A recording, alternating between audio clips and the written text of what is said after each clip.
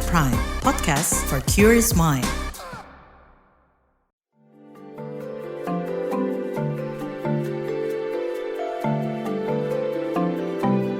Saga, cerita tentang nama, peristiwa, dan fakta.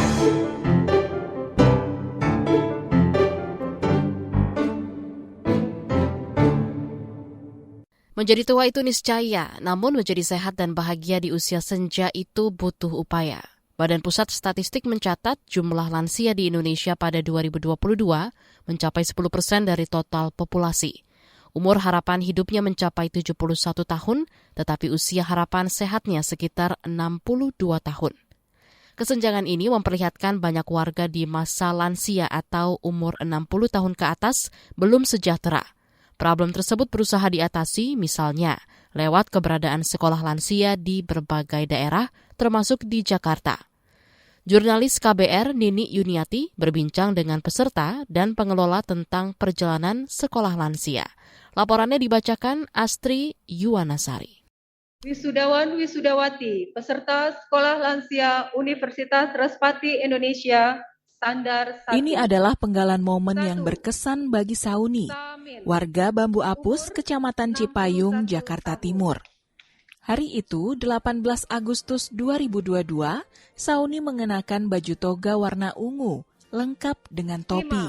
Sauni, usia 64 tahun. Sauni maju ke panggung auditorium Badan Kependudukan dan Keluarga Berencana Nasional, BKKBN, Jakarta. Ditandai dengan berpindahnya tali topi toga dari kiri ke kanan. Sauni sah menjadi lulusan S1 atau Standar 1, Sekolah Lansia Universitas Respati Indonesia, Urindo. Seusia saya, apalagi saya cuma tamatan SD. Ada wisuda gitu, aduh senangnya. Sampai cucu-cucu bilang, nenek wisuda ya. Sauni bercerita serunya persiapan wisuda. Gimana sih orang kita pernah anak kita wisuda, kita gimana pakai baju apa ya, itu persiapannya seperti anak-anak kita mau wisuda, kita cari pakaian, cari sendal, cari tas, senang banget ya. Anaknya bilang. Sauni bersama 22 lansia warga Cipayung adalah lulusan angkatan pertama Sekolah Lansia Urindo yang dimulai sejak Januari 2020 silam. Mestinya pembelajaran berlangsung 6 bulan, tetapi karena pandemi, sekolah lansia terpaksa vakum lama. Baru pada pertengahan 2022, seluruh kelas tuntas. Sauni sangat menikmati proses belajar di sekolah lansia. Ia bisa berjumpa dengan teman-teman sebaya dan beraktivitas bersama. Ilmu, banyak teman, sekolahnya juga gratis, cuma kalau kita bayar. Yang ngajar dosen-dosennya udah profesional, seneng banget. Kelas berlangsung 2 minggu sekali selama 2 jam. Biasanya bertempat di kampus Urindo yang memang berlokasi di wilayah Cipayung. Kurikulumnya disesuaikan dengan kebutuhan lansia dan disampaikan dengan metode yang menyenangkan. Ada pelajaran yoga, ada pelajaran menari jika dibutuhkan. Namanya begini, pelajaran pengembangan hobi. Dan itu dosennya saya. Jadi pas pelajaran itu isinya gelak tawa, membuat yel-yel. Tepuk tangan smart, sehat, mandiri, aktif, produktif, bermartabat. Yes, yes, yes. Ini adalah Tri Suratmi, Kepala Sekolah Lansia Urindo. Menurutnya, sekolah lansia hadir dari problem real yang dihadapi warga Indonesia di usia tua. Usia harapan hidup atau UHH itu bisa panjang, tetapi usia harapan sehatnya belum tentu panjang.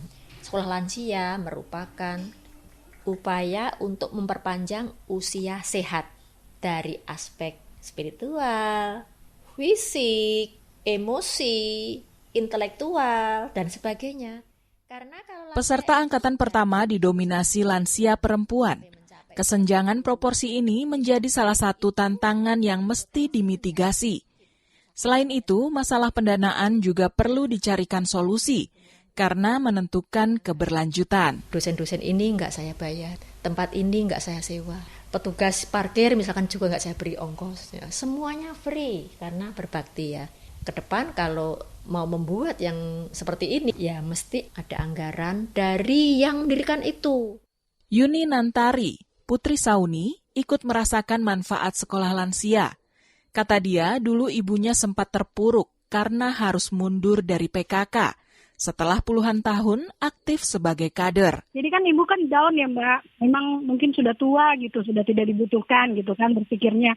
Namun dengan adanya sekolah lansia ini, ibu jadi percaya diri. Relasi Yuni dengan ibunya pun semakin akrab, karena ada pelajaran soal komunikasi di sekolah lansia. Rata-rata kan lansia itu egois ya Mbak. Di situ kan diajarin juga bagaimana berkomunikasi dengan anak agar tidak terjadi miskomunikasi gitu. Yuni kini ikut membantu mengelola sekolah lansia sebagai koordinator peserta. Ia berharap program ini terus berlanjut. Banyak ilmu dan inspirasi yang didapat Yuni kala berinteraksi dengan para lansia. Sebagai anak muda sekaligus calon lansia. Jadi empati, terus kita pun tidak bisa menghindari, nanti kan kita menjadi lansia juga ya Mbak. Banyak itu ilmu-ilmunya benar-benar bermanfaat.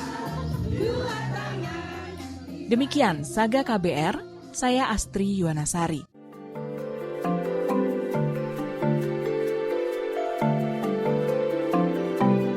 Saga, cerita tentang nama, peristiwa, dan fakta.